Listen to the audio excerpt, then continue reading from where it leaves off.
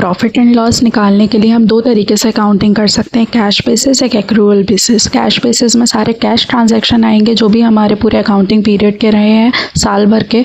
Accrual basis में cash plus credit दोनों तरीके के ट्रांजैक्शंस रिकॉर्ड होते हैं, उसके बाद नेट प्रॉफिट एंड लॉस निकल के आता है। यहाँ हम एग्जाम्पल से समझेंगे।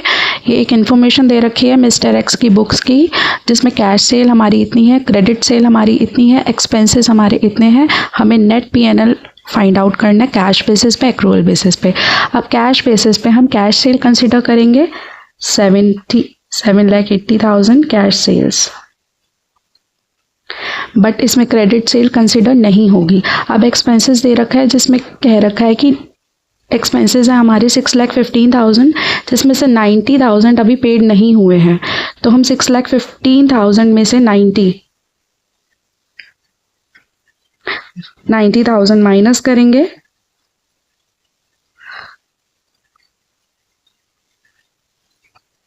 तो ये है हमारे एक्सपेंसेस।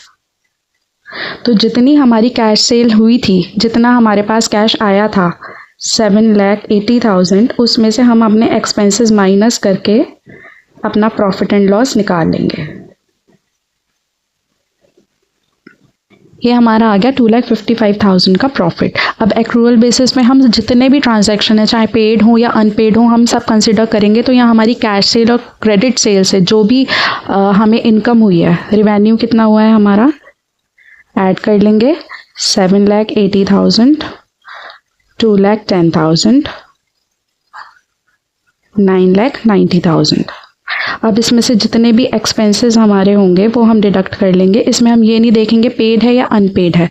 6,15,000 माइनस करके हमारा प्रॉफिट निकल के आता है